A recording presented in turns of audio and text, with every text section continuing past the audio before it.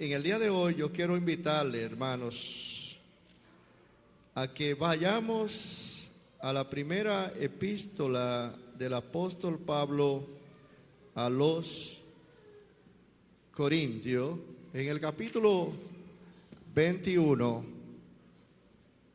en el verso 22 al 25. Primera a los Corintios, capítulo 1, versículos 22 al 25. Dice el texto sagrado: porque los judíos piden señales y los griegos buscan sabiduría, pero nosotros predicamos a Cristo crucificado, para los judíos ciertamente tropezadero y para los gentiles locura, mas para los llamados, así judíos como griegos, Cristo poder de Dios y sabiduría de Dios. Porque lo insensato de Dios es más sabio que los hombres, y lo débil de Dios es más fuerte que los hombres. Amén. Gracias a Juan por la oración que ha hecho, pidiendo que el Señor nos guíe en lo que vamos a decir. Si fuéramos a buscar un tema, se nos ocurriría muchísimas cosas, y como yo no soy muy dado a dar tema de mensaje, lo vamos a dejar así. Pero si usted quiere, ponga tropezadero y locura. Tropezadero y locura. El apóstol Pablo, en su interpretación de quién es la persona de Jesús, quién es el Cristo, hace saber primero que Dios interviene en la realidad de los hombres, que Dios interviene a favor de la gente, del hombre, de usted y a favor mío. Y algo que tiene Pablo interesante es que tiene una cultura tan amplia, tan vasta, la cultura del apóstol Pablo, que si usted se lee el libro de los Hechos de los Apóstoles, se va a encontrar que el apóstol Pablo va desde lo que fue la realidad judía, la realidad del pueblo de Israel, queriendo perseguir a Jesús, hasta lo que fue toda aquella cultura griega, grecorromana. En un momento la cultura griega se mezcla muchísimo con lo que fue ese ambiente de la Roma y el imperio romano. Y Pablo tenía que lidiar con situaciones de ir de pueblo en pueblo o de ciudades estado, de ciudades de una en otra, anunciando primero a los judíos, porque siempre quiso llegar a la sinagoga de los judíos, y así lo hacía para siempre terminar, o casi siempre terminar, peleándose con los judíos y yéndose al pueblo gentil, a los griegos. Y se encontró con mucha gente que creía en muchas cosas. Se encontró con que los atenienses eran muy dados a tener muchos altares, muchos dioses, muchos ídolos. Y se encontró con que allí había gente que de momento chocaban con lo que Pablo estaba diciendo y decían: bueno, ya Pablo, te vamos a oír hablar de estos asuntos en otro momento. Eran aquellos temas, sobre todo cuando Pablo hablaba de la resurrección de los muertos. Aquello le chocaba muchísimo, y ellos, escandalizados, hacían que Pablo pues hasta se fuera del lugar, hasta lo acusaban en algunos casos. Y luego que se da esto en Atenas, donde hasta un altar al Dios no conocido tenían, porque eran muy famosos en eso de tener altares, como ya dije, Pablo llega a Corinto. Y Corinto, famosa por sus templos también, por sus ídolos, Apolo, y por su diosa Afrodita, porque siempre como que, bueno, la pareja. También los efesios tenían allí a Artemisa o la diosa Diana. Siempre había ese tipo de cosas. Lo que quiero destacar es que allí en Corinto, y quiero poner en contexto un poco lo que voy a decir. En Corinto, Pablo llega y se encuentra con que hay una pareja de esposos, Aquila y Priscila, a quienes había Claudio el emperador sacado de Roma por ser judíos, y estos hombres llegan a Corinto y eran gente que trabajaban haciendo carpa, haciendo esas tiendas de campaña. Y como Pablo hacía tienda de campaña, muy pronto se juntaron y comenzaron a tratarse entre sí. Y sucede que Aquila y Priscila, que habían salido por su fe de Roma, ahora se encuentran con un lugar ideal, porque ahora encontraron a Pablo, y Pablo pronto hace que esta gente hagan los ajustes, y ya no son judíos solamente, ahora son judíos mesiánicos, abrazan la fe y comienza todo el quehacer de esta pareja como compañero del apóstol Pablo en la misión de llevar el mensaje. Y lo interesante es también, ya le dije que el apóstol iba de ciudades en ciudades anunciando el reino de Dios, y los griegos tenían muchas inquietudes, los griegos tenían mucho deseo de saber, de conocer de Dios. Tanto así que, si ustedes se fijan, desde que Jesús en una de las Pascuas fue a Jerusalén, capítulo 12, en la última Pascua, hay unos griegos que tienen interés de saber quién es Jesús. En el capítulo 12 de Juan se hace saber que esos griegos van donde Felipe, en este caso no el que mencionaba Leo, la noche del viernes, que ese es el evangelista. En el caso ahora es Felipe el apóstol, que tiene nombre griego también. Ah, caramba, ahí está Freddy Marius, pero me voy a atrever. Felipe es Filo, el hombre que ama. Hipo, los caballos. Quizá el papá tenía caballos y le puso a su hijo Felipe. Y es raro de que el apóstol sea Felipe. El evangelista era griego porque también era diácono y fue puesto como diácono para servir a las viudas griegas. No sé si me va siguiendo con esto, pero también el apóstol es Felipe, que parece que manejaba el griego, y cuando llegan los griegos a Jerusalén a encontrarse, a buscar a Jesús, sucede que van donde Felipe. Mire qué cosa. Para que Felipe le diga a Jesús: allí hay unos señores griegos que quieren hablar contigo. Interesante. Yo no sé qué tanto habló Jesús con los griegos, pero lo que sí sé es que Jesús dice: ha llegado la hora. Ha llegado el momento para que el Hijo del Hombre sea glorificado. Ahora, lo que estoy diciendo, todo lo que estoy diciendo es para que ustedes vean todas las corrientes de opiniones con las que tuvo que verse el evangelio en sus inicios. A veces uno piensa que ahora hay tantas corrientes, hay tantas ideologías, hay tantas cosas, y mire, siempre el evangelio ha tenido que vérsela con muchísimas ideas, ideologías extrañas, pero le digo algo: el evangelio triunfa, el evangelio ha de triunfar, porque el evangelio es poder de Dios. Nada puede detener el evangelio. Y en medio de esa corriente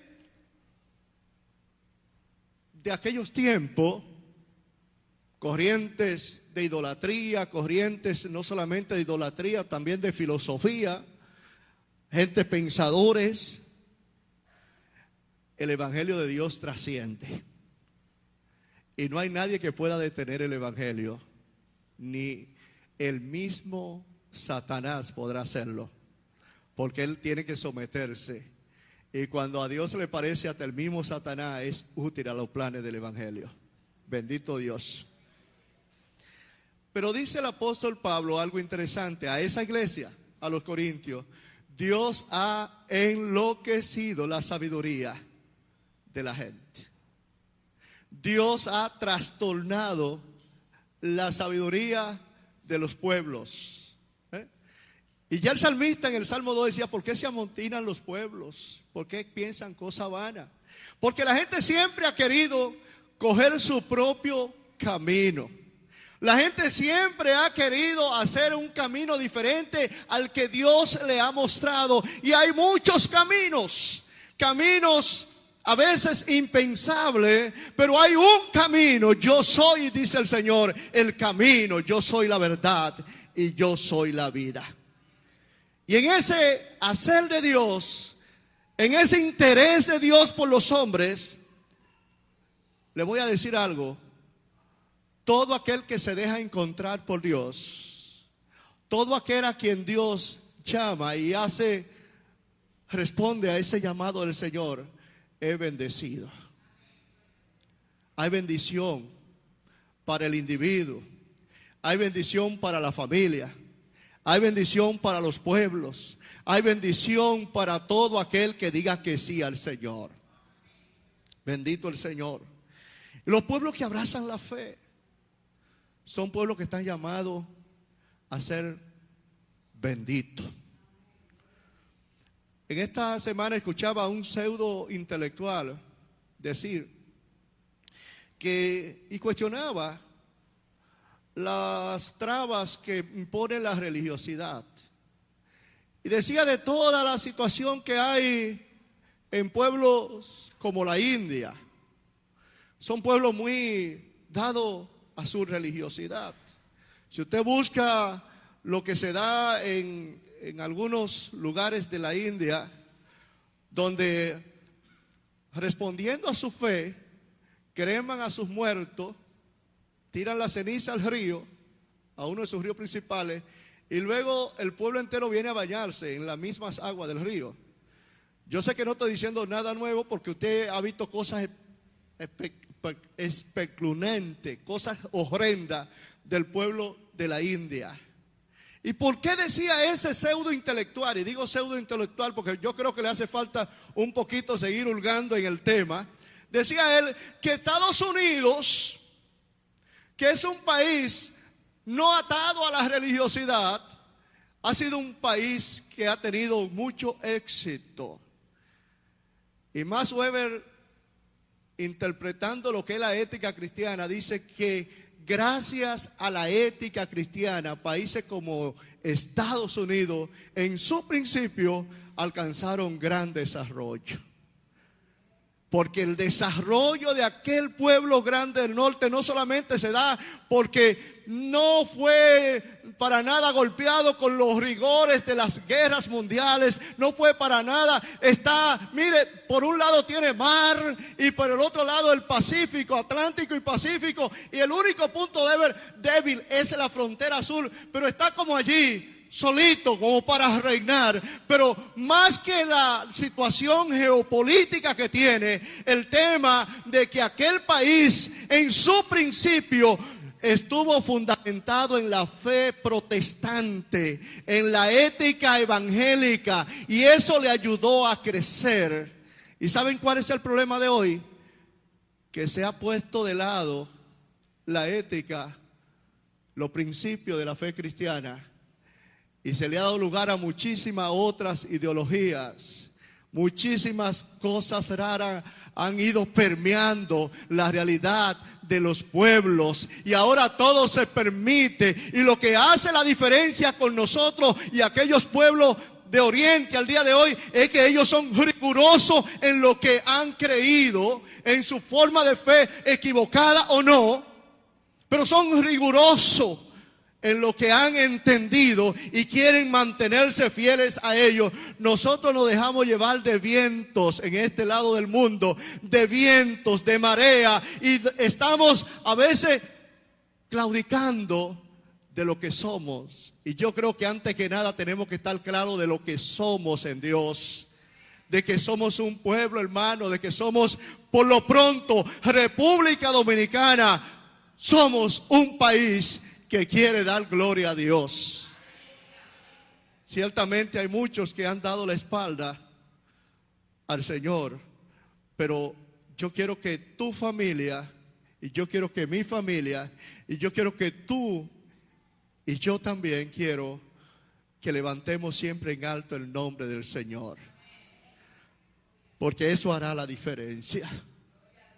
No dejarnos arrastrar por las corrientes del mundo. No dejar que las cosas que puedan darse por ahí nos lleven. Ahora hay mucho movimiento. A veces movimientos que se han querido acentuar demasiado. Yo estaba viendo algo que me impactó muchísimo. El movimiento feminista nació en la iglesia cristiana. ¿Pero qué pasó? Tanto han querido extenderlo y lo dañan todo.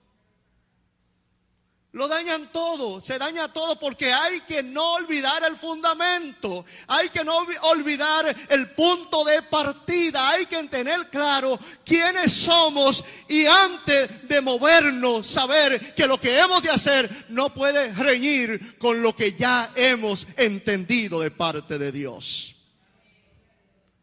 Y es que eso pasaba con los griegos. Tenían muchas corrientes, muchos dioses, muchas cosas.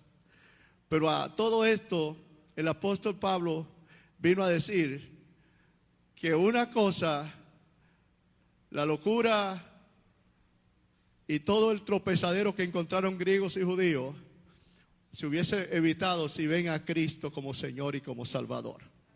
Los judíos buscaban señales. Ese era el tema de los judíos. Queremos señales. El judío siempre quería, mire, y hasta el diablo quiere ver señales. Cuando estaba allá en el desierto, ¿qué dice Satanás a Jesús? Mira, tírate, quiero ver señales. O la gente quiere ver señales. Es más, a lo mejor a uno de ustedes lo cateriaron en el Parque Enriquillo, cuando estaban queriendo ver señales de lo que se paraban allí a ver lo que se hacía, ¿no? Recordarán ustedes aquellas rondas que se hacían, ya creo que ni se hace en el Parque Enriquillo, donde la gente en combinación con los carteristas, quienes estaban cambiando el color de las aguas, de una cuestión, porque yo me paré un día, detrás iban para zafarle la cartera a los incautos, porque la gente quiere ver señales. El judío quería ver señales y quería ver que hubiese algo extraordinario. Pero Jesús, cuando le pedían señales, dice: miren, la única señal que le voy a dar va a ser la del profeta Jonás. Que así como el profeta en el vientre del gran pez, 3 días y 3 noches, así también el Hijo del Hombre. Y esto no se entendía, porque la gente quiere ver cosas del momento, quiere ver cosas extraordinarias. A veces en las iglesias estamos afanados por ver grandes milagros y proeza. Pero la gran proeza es que Cristo vino, y el gran milagro es que te salvó del pecado y de la muerte. La gente quiere ver cosas extraordinarias, excitantes, espectaculares. Hermano, y el Señor se muestra en la sencillez de unos niños adolescentes visitando a unos ancianos.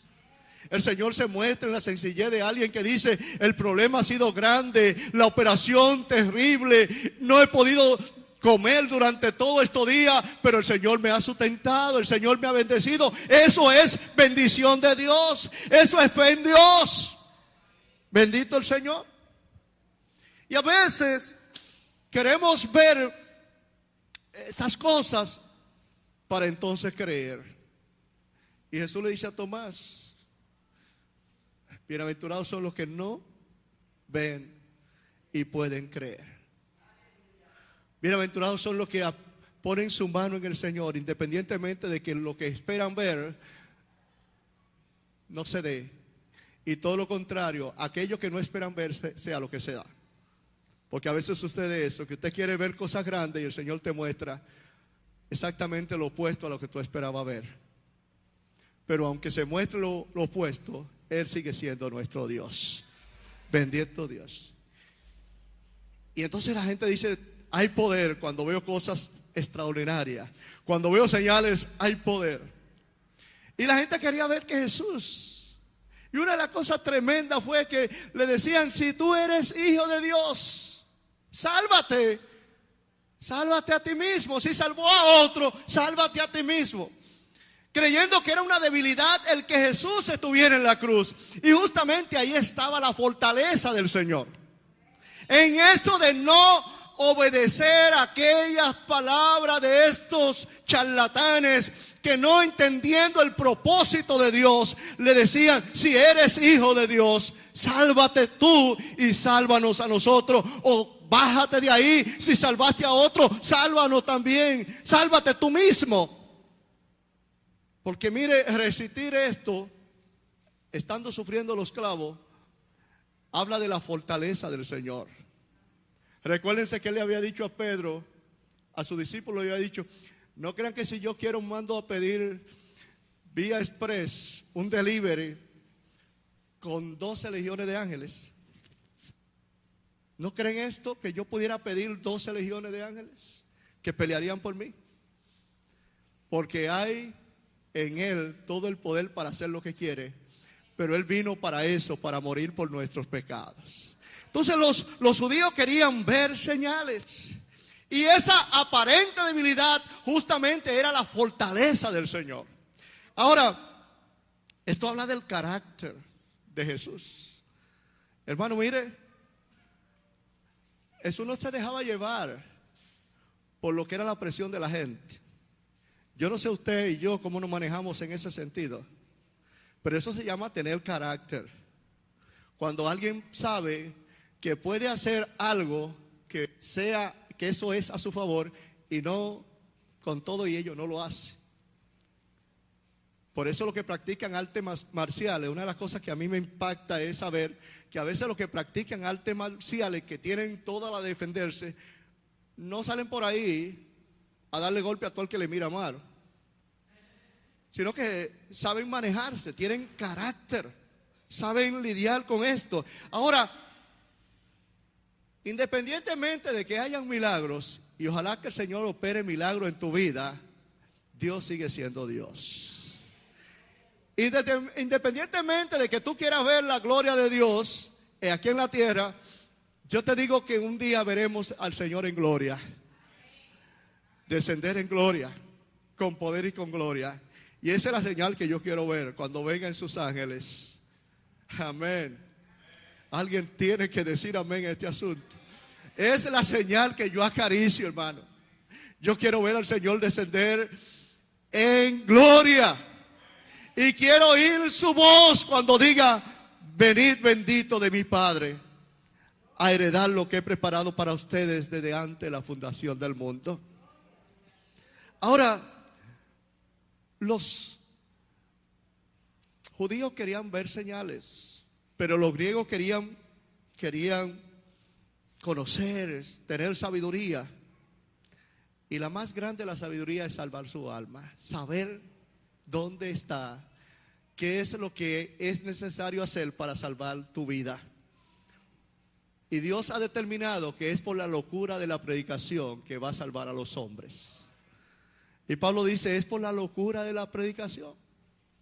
No le busquen una quinta pata al asunto, es por la locura de la predicación. El hombre, en su afán, en su intelecto, en su capacidad de razonar. Y mira, hay mucha gente que tiene mucha capacidad de razonar y de decir muchas cosas interesantes. Pero lo más importante en todo es buscar a Dios, porque el temer a Dios es el principio de la sabiduría. Usted y yo somos sabios en la medida en que reconozcamos la grandeza de Dios. En la medida en que entendamos nuestra debilidad, nuestra imposibilidad. De otra manera andaríamos tropezando con lo que es lo más importante. Estaríamos tropezando con la piedra principal y nos daríamos duro si no entendemos que Jesucristo es el Señor, que Él vino para morir, para salvar. Y Pablo tenía tanta claridad en todo lo que, porque vivió, como ya dije, la experiencia de ese mundo greco-romano, de todos esos pensadores, filósofos de su tiempo, tenían el ser judío, hebreo de hebreo, y todo esto decía, pero yo todo esto lo coloco en el canasto de la basura, allí en el basurero, allí está esto, por Jesucristo el Señor. Porque todo termina siendo pálido ante la grandeza del Señor. Yo sé que usted entiende este asunto. Y yo sé que usted quiere caminar cerca del Señor. Pero ¿qué tal si usted se felicita a usted mismo, a usted misma, hermana? Porque usted es sabia. Porque Cristo le ha dado sentido a su vida. Porque Cristo le ha dado razón de ser a su vida. Porque no es por la capacidad suya, no es por lo que usted cree que hace de bueno, es por lo bueno que Cristo ha hecho en la cruz del Calvario. Todo hombre, y suena decirlo, suena feo, duro, es áspero esto, pero todo hombre es mentiroso, lo dice la palabra. Todo hombre falla, todo hombre peca. La Biblia no nos esconde la falla de nuestros grandes padres en la fe. No nos esconde nada de esto. Muy por el contrario, lo pone en evidencia. Fallan, mienten, idólatran en algunos casos. Pero ¿sabe qué? Dios sigue adelante con el plan. Y el plan de Dios es salvar a los hombres. Y todos ellos están puestos como una evidencia de que Dios es fiel. De que nosotros fallamos, pero de que Dios se mantiene fiel a su plan de salvación. Porque Dios te ama. Porque Dios te ama con amor eterno. Y en esta mañana yo quiero que cada uno pueda identificar áreas en su vida en donde hemos querido tomar caminos equivocados, senderos que no llevan a nada. A veces la altivez, la arrogancia, ese creernos que sí, ya hemos pasado todos los exámenes y hasta queremos que nos entreguen el título de que somos cristianos completos, y es en el camino que estamos todavía. Y cuando Cristo venga por su iglesia, entonces hombres y mujeres lavados con la sangre del Cordero inocente, estaremos en su presencia. Todo lo otro sería cuento. Todo lo otro, toda altivez, toda arrogancia se cae. Solo a Dios la gloria. Bendito el Señor.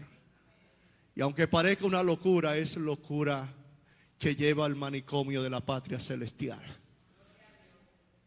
Tropezadero, muchos tropiezan porque no entienden a Jesús. Mi primo también tenía el problema.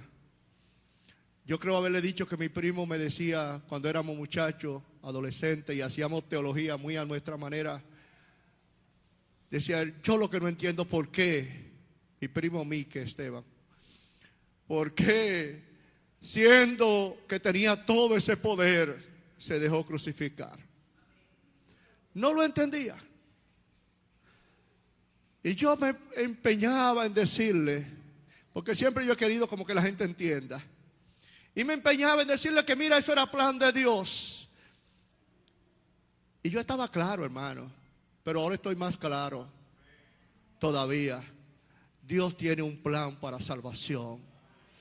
No por ciencia, no por señales, no porque la gente vea o vea poder y manifestación. No, es porque ya Cristo enseñó que el pecado es tan grande que llevó a un inocente a la cruz del Calvario, pero que por su sangre nos limpia el Señor de todo pecado.